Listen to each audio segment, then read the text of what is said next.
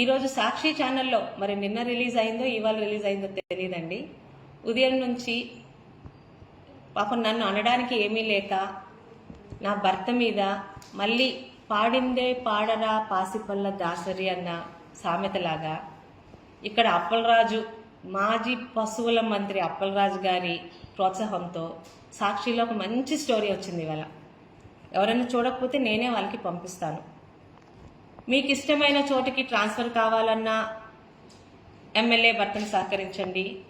మీకు ఎటువంటి బెల్ట్ షాపులు కావాలన్నా, ఎటువంటి పలాసలో అసలు ఇప్పుడు ఏమాత్రం ఒక్కటి కూడా జరగకుండా ఉన్న పలాస ప్రజలకే తెలియని అనేక అక్రమాలు, అవినీతి ఆరోపణలు అన్నీ నా భర్త మీద మోపి అప్పలరాజు గారి పాపం గత సంవత్సర కాలంలో ఏమీ చేయలేక ఈరోజు ఒక స్టోరీ రాయించారు.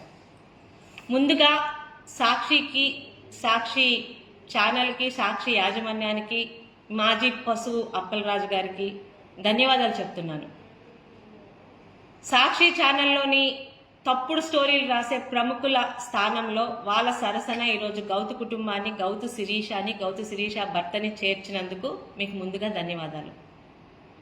ప్రజలందరికీ కూడా, ముఖ్యంగా నా పలాసాల ప్రజలకి, రాష్ట్రంలోని సాక్షి ఛానల్ చూసి ఏమన్నా నమ్ముతున్న ప్రజలకి జరిగే వాస్తవాలు చెప్పాలని మేము ముందుకు వచ్చాను.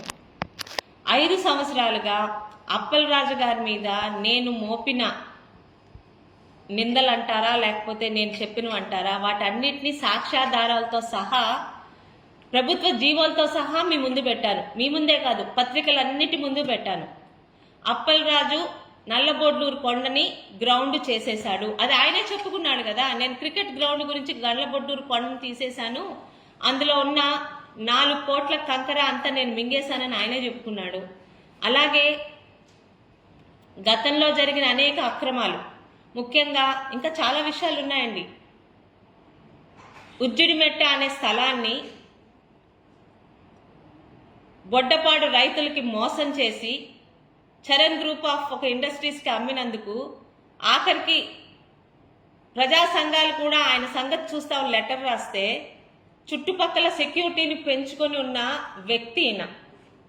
ఈరోజు 5 సంవత్సరాలు ఆయన చేసిన మంచి లేదు చెప్పుకోవడానికి, గౌతు కుటుంబానికి గురించి చెప్పడానికి ఏమీ లేక, మళ్ళీ గత 5 సంవత్సరాలు లేకపోతే 2019కు ముందు మా మీద చెప్పిన అనేకమైన అబద్ధాలతో మళ్ళీ మీ ముందుకు వచ్చాడు.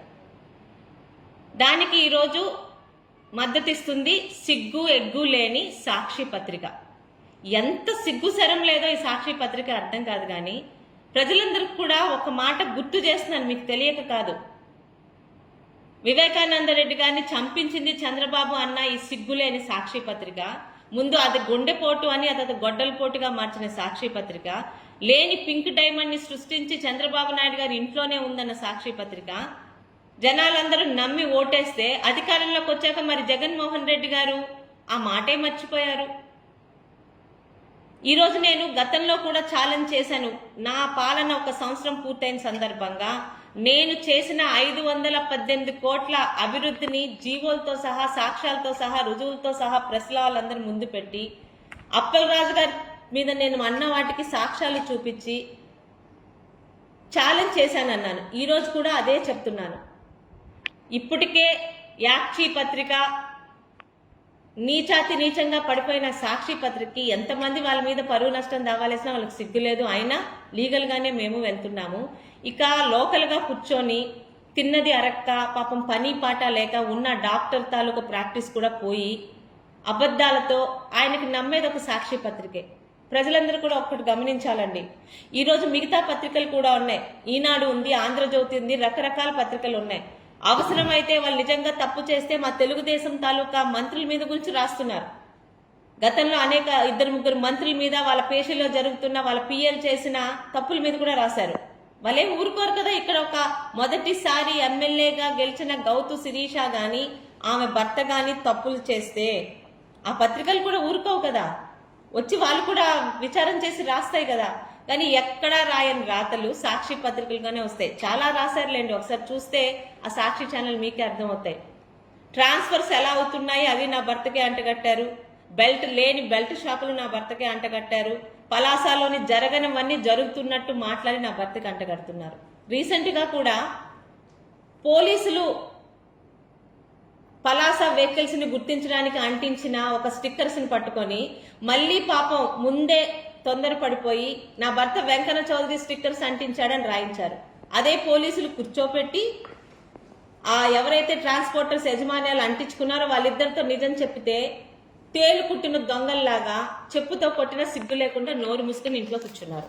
ఈరోజు మళ్ళీ నా మీద నా భర్త మీద అబండాలతో మీ ముందుకు వస్తున్నారు.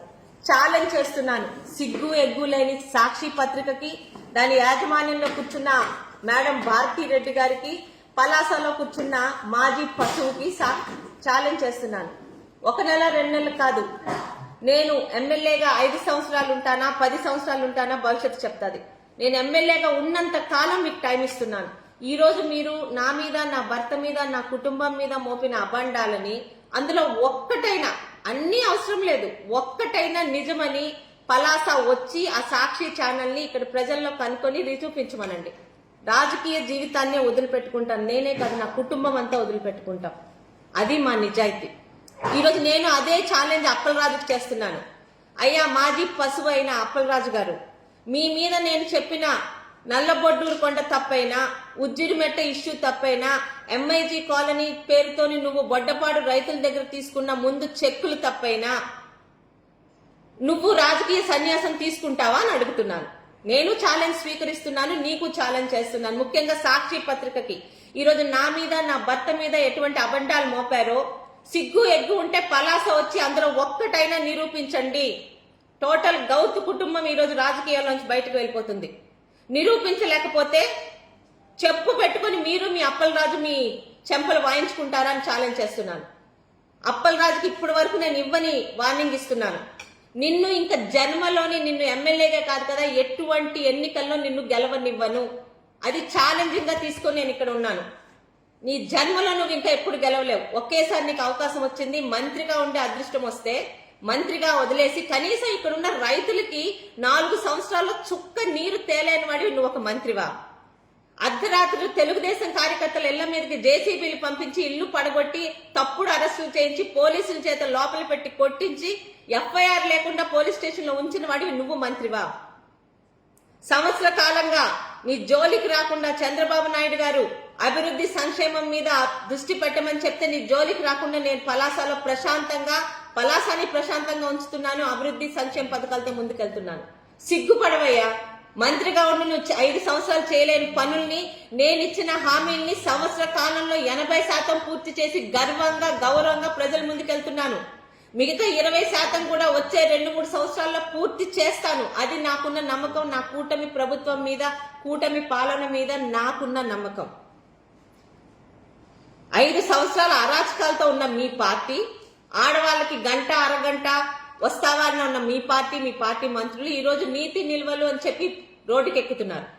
మీకు చేతనైంది ఒక్కటే, ఆడవాళ్ళనైతే అత్యంత నీచంగా సోషల్ మీడియాలోని మాట్లాడడం, మగవాళ్ళకైతే లేని అవినీతిని అంటగట్టడం. అవినీతి మీ కళ్ళకే కనిపిస్తుందా? ఎవరి కళ్ళకి కనిపించట్లేదా? రమ్మనండి సాక్షి ఛానల్ ని, నేను దగ్గరుండి తీసుకెళ్తాను. వారు ఏవేవైతే ఈ రోజు రాశారో, ఈ సాక్షి న్యూస్ లో వచ్చిందో అవన్నీ పలాసలో ప్రజల దగ్గరికి మీరు నేను ఇద్దరం కలిసే వెళ్దాం. ఎవరి దగ్గరికి రమ్మన్నా నేను మీరు కలిసి వెళ్దాం. తెలుగుదేశం వారే అక్కర్లేదు, సామాన్య ప్రజల దగ్గరికి వెళ్దాం. ఇక్కడ మీరు అంటున్న తప్పుల్లో జరుగుతున్నాయని రాసిన తప్పుల్లో ఒక్క తప్పు జరిగినా మళ్ళీ చెప్తున్నాను, రాజకీయ జీవితాన్ని గౌతు కుటుంబం పూర్తిగా వదిలేసుకుంటాది. మా కుటుంబం నుంచి ఇంకెవ్వరు, నేను కాదు కదా, ఎవరు రారు. మరి ఇదే ఛాలెంజ్ సిగ్గుంటే అప్పలరాజు ఒప్పుకుంటాడా అంటున్నాను. నేను అప్పలరాజు మీకు చెప్పిన అన్ని మీరు వస్తే సాక్ష్యాలతో చూపిస్తా. పూర్తిగా గ్రౌండ్ అయిపోయిన నల్లబొడ్లూరు కొండ చూపిస్తా, ఉజ్జిడి మెట్టు దగ్గర మీ తాలూకా ప్రతాపం చూపిస్తా, ఏ చరణ్ గ్రూప్ వాళ్ళకి అమ్మాడో వాళ్ళతోనే సాక్ష్యం చెప్పిస్తా మీ అప్పలరాజు చేసిన పనులు. అప్పలరాజు ఆ నలుగురు, ఏదో ఆలీబాబా 40 దొంగల్లాగా ఇక్కడ అప్పలరాజు ఆ నలుగురు. సిగ్గుండాలి. ప్రజలందరికీ ఒకటే మనవి, మీ గౌతు కుటుంబం ఏ రోజు తప్పు చెయ్యలేదు, తప్పు చెయ్యదు కూడా. అప్పలరాజుకి చెప్పాను కదండి, పంది బురదలోనే పుడుతుంది, బురదలోనే ఉంటుంది. ఈయనకి వాళ్ళకి పెద్ద తేడా లేదు. ఆయన చేసిన అవినీతి అందరు ఎమ్మెల్యేలు అలాగే చేస్తారనుకుంటారు. నీతిగా ఉండే ఎమ్మెల్యేలు ఉంటారన్న సంగతి కూడా అప్పలరాజుకి గాని సాక్షికి గాని అసలు ఊహకి అందని ప్రశ్న.